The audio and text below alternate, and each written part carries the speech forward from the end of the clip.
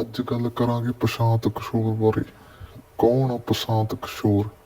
ਬਿਹਾਰ ਦੇ ਇੱਕ ਨਿੱਕੇ ਜਿਹੇ ਪਿੰਡ ਤੋਂ ਉੱਠ ਕੇ ਕਿਵੇਂ ਇਹ ਭਾਰਤ ਦੀ ਰਾਜਨੀਤੀ ਵਿੱਚ ਇਸ ਟਾਈਮ ਪੂਰਾ ਛਾਇਆ ਹੋਇਆ ਹੈ। ਇਹ ਉਹੀ ਪ੍ਰਸ਼ਾਂਤ ਕਿਸ਼ੋਰ ਆ ਜਿਹਨੇ 2014 ਵਿੱਚ ਮੋਦੀ ਦੀ ਪੂਰੀ ਹੈਲਪ ਕੀਤੀ ਮੁੱਖ ਪ੍ਰਧਾਨ ਮੰਤਰੀ ਬਣਨ ਵਿੱਚ, ਤੇ 2012-13 ਚ ਇਹਨੇ ਮੋਦੀ ਨੂੰ ਮੁੱਖ ਮੰਤਰੀ ਗੁਜਰਾਤ ਦਾ ਬਣਾਇਆ ਤੀਜੀ ਵਾਰ। ਕਿਵੇਂ ਮੋਦੀ ਬਿਨਾਂ ਮਿੱਤ ਸਾਹ ਤੋਂ 2012 ਦੀਆਂ ਇਲੈਕਸ਼ਨਾਂ ਜਿੱਤਿਆ, ਉਹ ਇਹ ਬੰਦੇ ਦੇ ਸਹਾਰੇ ਜਿੱਤਿਆ। ਉਸ ਤੋਂ ਬਾਅਦ ਇਹ ਬੰਦਾ ਮੋਦੀ ਹੋਣਾ ਤੋਂ ਬੀਜੇਪੀ ਤੋਂ ਅਲੱਗ ਹੋ ਕੇ ਮਮਤਾ ਬੈਨਰਜੀ ਨੂੰ ਮੁੱਖ ਮੰਤਰੀ ਬਣਾਉਣ ਵਾਲਾ ਬੰਦਾ 2023 ਚ ਇਹ ਆ। ਉਸ ਤੋਂ ਬਾਅਦ ਇਹਨੇ 2017 ਚ ਕੈਪਟਨ ਦੀ ਪੂਰੀ ਹਮਾਇਤ ਕੀਤੀ ਤੇ ਪੰਜਾਬ ਵਿੱਚ 2017 ਵਿੱਚ ਕੈਪਟਨ ਅਮਰਿੰਦਰ ਸਿੰਘ ਨੂੰ ਮੁੱਖ ਮੰਤਰੀ ਬਣਾਇਆ। ਇਹ ਇਸ ਟਾਈਮ ਇਹ ਬੰਦਾ ਬਿਹਾਰ ਦੀਆਂ ਇਲੈਕਸ਼ਨਾਂ ਦੇ ਵਿੱਚ ਪੂਰਾ ਛਾਇਆ ਹੋਇਆ ਹੈ।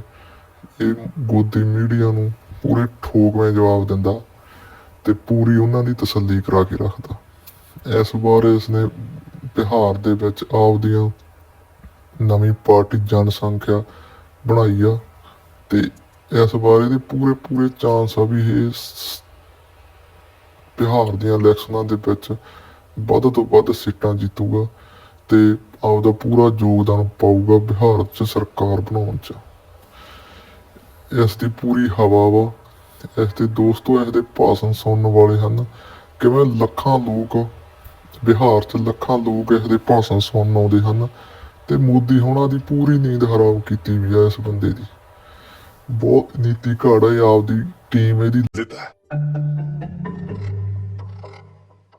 तो ये इकोनॉमिक प्रोस्पेरिटी वाला पेपर तब के भारत के पीएम मनमोहन सिंह तक पहुंच जाता है। अब इस पेपर में मैल न्यूट्रिशन वर्सेस ग्रोथ का कंपैरिजन किया हुआ था कि कैसे ग्रोथ के बावजूद भारत में इतनी भूखमरी है। और इस चीज के लिए प्रशांत ने एग्जाम्पल के तौर पर बार बार गुजरात का यूज किया था कि कैसे गुजरात में इतनी ग्रोथ हुई फिर भी इतनी ज्यादा भूखमरी है। अब ये पेपर तब के गुजरात के चीफ मिनिस्टर नरेंद्र मोदी तक भी पहुंच जाता है और मोदी प्रशांत को कॉफी के लिए इनवाइट करते हैं और प्रशांत के एंथुजियाज्म और फ्रेश आइडियाज को सुनकर उन्हें उसी समय सीएम ऑफिस में काम करने का ऑफर भी दे देते हैं। और यहीं से प्रशांत किशोर की पॉलिटिकल स्ट्रेटेजिस्ट की जर्नी शुरू हो जाती है।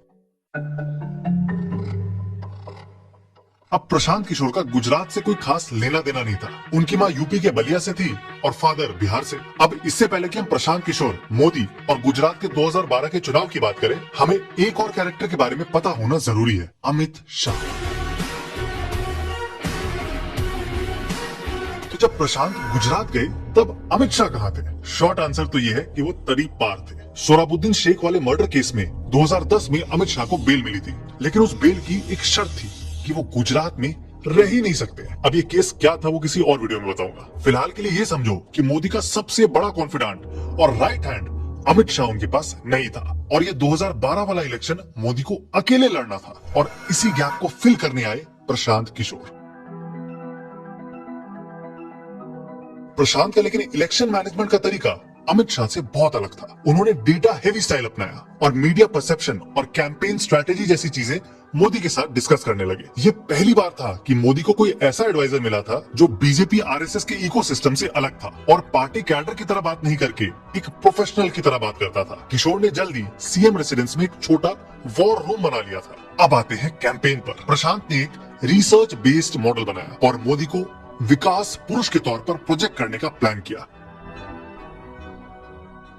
जिसमें जोर दिया जाएगा मोदी के गुजरात मॉडल पर कि कैसे रोड, इलेक्ट्रिसिटी और इंडस्ट्रीज गुजरात में मोदी के टेन्योर में बढ़ी है और हिंदुत्व पोलराइजेशन वाले एंगल को साइड कर दिया। किशोर ने एक और काम किया। उन्होंने यंग प्रोफेशनल्स जैसे इंजीनियर्स, एमबीएस और पॉलिसी रिसर्चर्स हायर किए और उन्हें गांधीनगर बुला लिया और अपने वॉर रूम का हिस्सा बना लिया। यहाँ पर एक्सटेंसिवली हर एक कॉन्स्टिट्यूंसी के हिसाब से डेटा और मीडिया प्लानिंग की गई। अब ये सब देखकर बीजेपी के पुराने नेताओं को कुछ समझ नहीं आ रहा था कल का आया बंदा पूरी पार्टी को कैसे मैनेज कर रहा है। उन्होंने ओपनली इसका विरोध भी किया, लेकिन प्रशांत के ऊपर मोदी का हाथ था और मोदी को प्रशांत का स्टाइल पसंद आ गया था। अब सितंबर 2012 को मोदी ने लॉन्च की विवेकानंदा युवा विकास यात्रा, जो कि एक मैसिव रोड शो था जो कल्चर, नेशनलिज्म और डेवलपमेंट को प्रोजेक्ट करता था। किशोर और उनकी टीम ने ब्रांडिंग, विजुअल्स और स्लोगन्स सबको ऐसे डिजाइन किया था कि सिर्फ एक मैसेज जाए, विकास। इस यात्रा के बाद मोदी का नाम विकास से ऐसा जुड़ा कि उनकी रेपुटेशन विकास पुरुष की हो गई।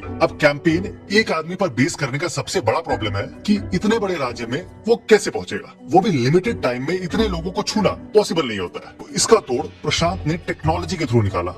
मोदी का होलोग्राफिक प्रोजेक्शन करवाया गया, जिसके थ्रू मोदी की 3D इमेज राज्य के अलग अलग जगहों पर एक साथ चलाई गई। इससे मोदी का चेहरा तो लोगों तक पहुंचा ही, पर साथ ही मोदी का टेक्नोलॉजिकली एडवांस होने वाला मैसेज भी गया, यानी वही विकास पुरुष वाले नैरेटिव को बल मिला। और मीडिया में भी इस बात का बहुत हल्ला हुआ। अब ये सब चल ही रहा था कि इसी बीच अमित शाह को सुप्रीम कोर्ट से गुजरात वापस आने की परमिशन मिल गई। शाह ने नारनपुरा से पर्चा भी भरा, लेकिन तब तक अमित शाह के इलेक्शन कैंपेन मैनेज करने वाले रोल को प्रशांत किशोर ने पूरी तरीके से हाईजैक कर लिया था। और फाइनली दिसंबर में रिजल्ट्स आ गए। बीजेपी 182 सीट में से 115 सीट जीत गई, जिससे नरेंद्र मोदी लगातार तीसरी बार बन गए गुजरात के मुख्यमंत्री, जो किसी भी नेता के लिए बहुत बड़ी बात है। इस कैंपेन से प्रशांत किशोर ने अपने लिए भारतीय राजनीति में जगह बना ली थी और इस रोल को कहा जाने लगा political strategist. 3D rallies, war rooms, message discipline जैसे कॉन्सेप्ट्स काफी रेवोल्यूशनरी साबित हुए और प्रशांत का टास्क 1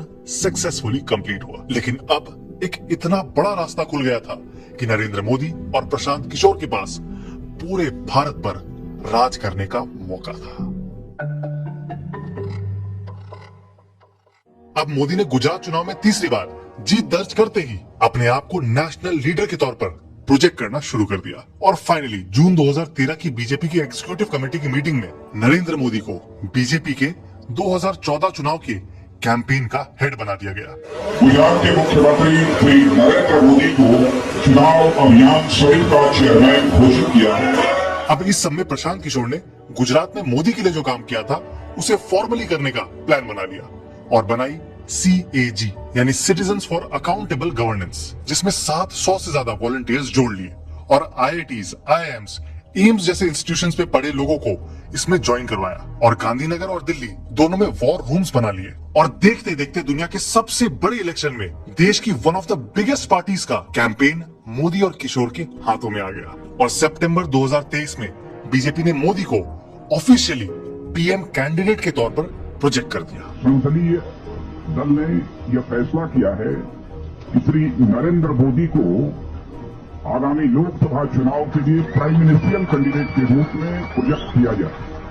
अब प्रशांत किशोर की CAG भी नरेंद्र मोदी को नेशनल लीडर के तौर पर प्रोजेक्ट करने लगी। इस दौरान प्रशांत के पास मोदी का अनरेस्ट्रिक्टेड एक्सेस था, जिससे फिर से वही गुजरात वाली प्रॉब्लम, पुराने बीजेपी लीडर्स इनसिक्योर होने लगे। लेकिन प्रशांत का फ्री हैंड चलता रहा। सबसे पहला नेशनल कैंपेन जो प्रशांत के CAG ने लॉन्च किया वो था रन फॉर यूनिटी, जिसमें सरदार वल्लभ भाई पटेल की 138th बर्थ एनिवर्सरी को सेलिब्रेट करने के लिए देश भर में मैराथन जैसे इवेंट्स ऑर्गेनाइज किए गए। लेकिन इसका इनडायरेक्ट एम था सरदार वल्लभ भाई पटेल को मोदी से जोड़ना और मोदी को पटेल के सक्सेसर के तौर पर प्रोजेक्ट करना। इवेंट काफी सक्सेसफुल रहा। फिर दूसरा कैंपेन हुआ चाय पर चर्चा, जिसमें मोदी के चाय वाला होने यानी एक हम्बल बैकग्राउंड से आने को बहुत प्रमोट किया गया।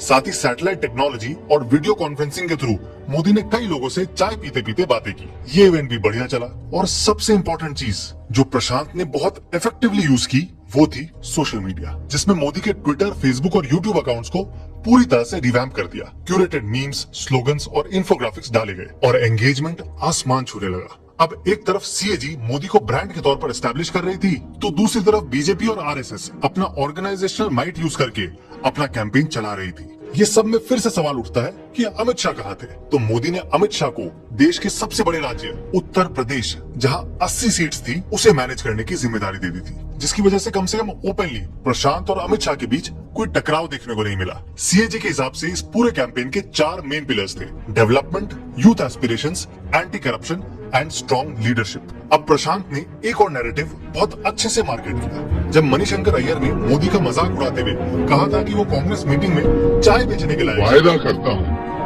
करता हूँ कि इस 21वीं सदी में नरेंद्र मोदी कभी भी देश के प्रधानमंत्री नहीं बनेंगे। क्योंकि यहाँ आकर चाय का वितरण करना चाहते हैं तो हम उनके लिए जगह बना रहे हैं। तो इस बात को प्रशांत ने मोदी के हम्बल बैकग्राउंड से जोड़ दिया और उन्हें एक आम आदमी के तौर पर एस्टैब्लिश कर दिया, जिससे ये इंसल्ट मोदी के बहुत काम आई। और ऐसे ही करते करते मोदी के फियर्स कैंपेनिंग, जिसमें उन्होंने बेतहाशा रैलीज की, 16 मई 2014 को उसका रिजल्ट आ गया। बीजेपी ने अकेले अपने दम पर 282 सीट्स लाकर इतिहास बना दिया।